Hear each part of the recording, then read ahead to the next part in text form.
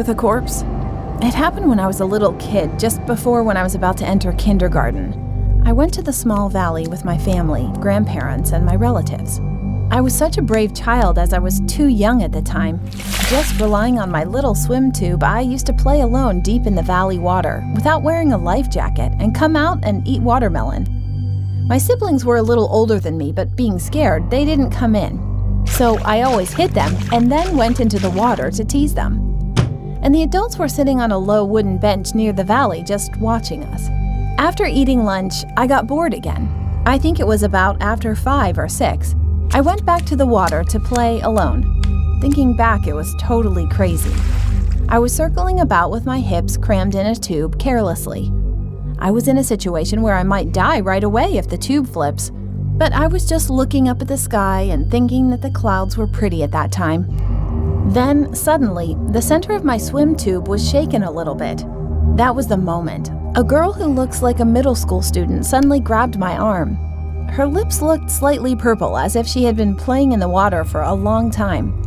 Then she smiled and said, as if she was reassuring me, "You're gonna fall off. Grab it tightly." She looked kinda older than me, and I was just excited about the thing that she's gonna stay and play with me for a while. So I grabbed the tube and then I swam with her. While she dragged my tube, I couldn't even realize what time it is now. I had so much fun with her. About an hour later, she started to take me to a shallow place near the riverside. "It's going to be cold soon. I'll take you to the adults," she said. But at that moment, my grandmother suddenly screamed and kept shouting my name. She was very old and she didn't even come into the water, but she hurriedly came into the water with her socks on, and she lifted me up and then ran out. "Grandma, what's wrong? What happened?" I shouted. But as soon as I came out of the water, my family tried to cover my eyes so I couldn't see the valley. And my grandma was crying while saying that I was possessed by a ghost. I remember going to a temple or shaman's house for a while after that. A few years later, I asked my grandmother what happened that day, and what she told me was a pure shock. The moment my grandmother looked at the valley to see if I was playing well alone, she saw that I was talking to myself while giggling, and something black got stuck at the end of my tube and was wobbling together. Wondering what I was so funny about, she put glasses on to see me and that black thing. And at that moment, she saw that I was swimming around holding someone's black and long hair. Her heart sank, and as she decided to approach me quickly, she then saw the dead body slowly coming up. That's why she ran towards me. Now that I think about it, that memory didn't scare me at all, literally. However, I still can't forget the faces of those adults who saw the scene.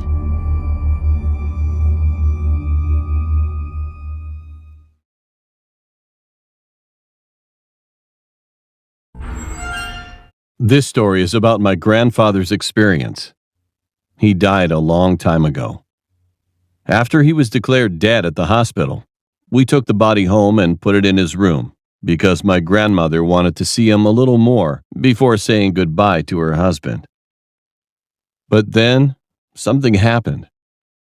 2 days later, the room door suddenly opened and my grandfather crawled out asking for water. Literally, my grandmother and all of the aunts just fainted, and only my uncles and my mom were barely awake. And I was just staring at this weird sight because I was too young at the time. I gave my grandfather a whole body massage after I brought him water, and on that day, the house was in chaos. A few months later, I went to my grandparents' house again, and he was so lively that I couldn't believe that he's the one who once died. One day I was sitting with my grandfather eating ice cream, and he started to tell me a story. On that day, my grandfather woke up in the hospital, and he noticed that everyone was crying. He asked them why they were crying, but no one answered, so he was just standing there. And then a man in a black suit called him outside the hospital room. Without time to think, he began following him, and he started to feel a little bit sad rather than scared. The crying sound from behind gradually decreased, and as he walked along with the man, he could see the village where he used to live as a child. There was a river at his feet that he had never seen before, and the river was really, really red. So he got goosebumps. The man was walking on the surface of the water, and he pressed my grandfather to come over quickly. So the moment he tried to follow him, he was also walking on the water. After crossing the river, he then saw a black wooden structure long past the wasteland. When he was about to pass the gate, a woman in black mourning came out from the inside and kicked him out, saying, "No, you brought the wrong person. If you want to live another 3 years of your life, go and ignore everyone you meet. Do not look back. Just follow the four-legged animal." The woman said like this and disappeared into the house with the man. So my grandfather was going back the way he came. And then he saw one of his friends who had died a few years ago standing there. He beckoned him to come closer, but my grandfather ignored him, thinking what the woman had said just before, even if his friend cursed at him. After that, he met other friends, but he ignored all of them and just passed by. The moment he arrived at the river again, there was a bridge that was not there before. At that moment, he saw his daughter, who had died of fever when she was young, standing in front of the bridge. He could not ignore his daughter. So he approached, and she stretched out her hand as if she wanted him to hold it for her. As soon as he was about to hold that hand, something pulled on his legs.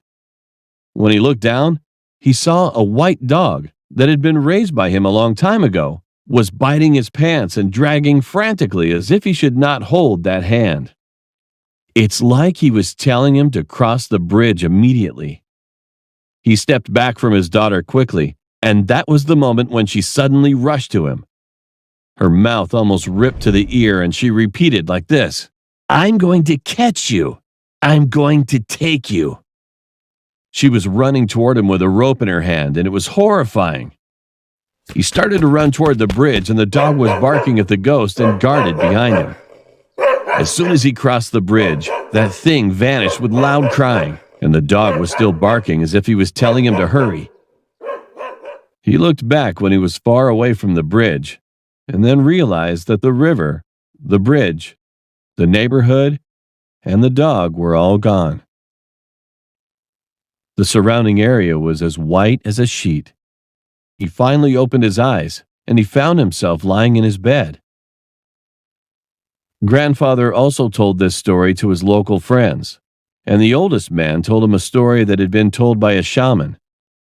There's a ghost that brings the dead who met with violent death, and he suggested that the ghost that Grandfather saw seemed to be that kind of type. If ghosts lack a place to live in the afterlife, they would take the dead to build a new house. Anyway, after that, my grandfather lived really well for the rest of the 3 years, as the woman in the dream had said, and then he passed away while taking a nap on the same day he first died, 3 years ago. After that, I kept recalling my grandfather's lonely face while he told me his story at that time. My grandfather was not the type who originally believed in ghosts. While he was alive, he always cut the weeds around the grave and brought some drinks and snacks for the grave's owners whenever he saw the ownerless graves around his town. This, of course, is just my grandfather's very personal experience, so it's okay to think of it as just a novelty story, because he told me exactly the same thing. I guess he absolutely went to heaven, but I just miss my grandfather.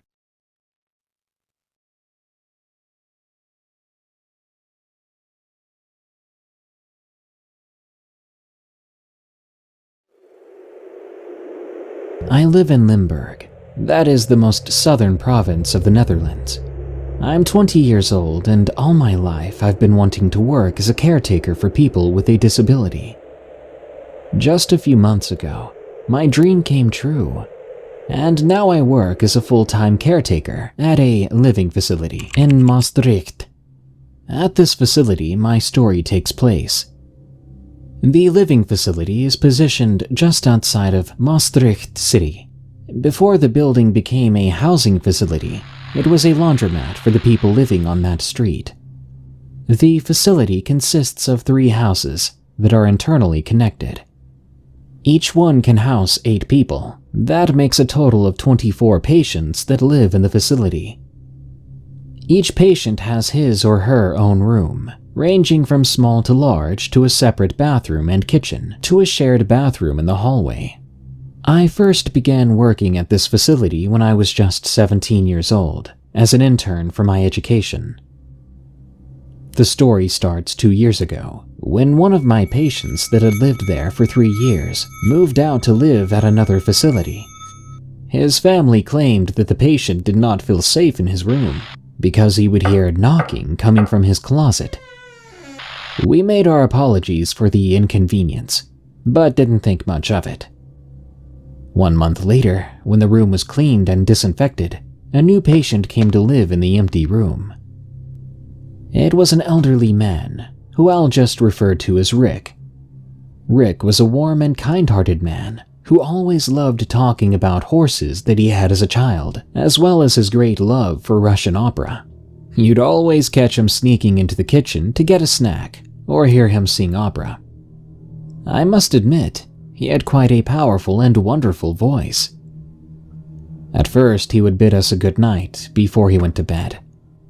But as time went by, Rick seemed more and more distressed.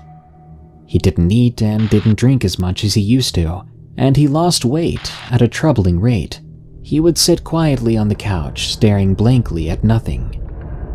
When asked what was wrong, he would say that he had a terrible nightmare of some kind of creature lurking in his closet. My colleagues and I debated whether or not he could be getting Alzheimer's and would need testing for it. He had been tested, but nothing came out of those tests. Every night, Rick would scream us awake, and when we came into the room, he'd be sitting on his bed, trembling and pointing at the closet. He'd say that something crawled out of the closet and joined him in his bed.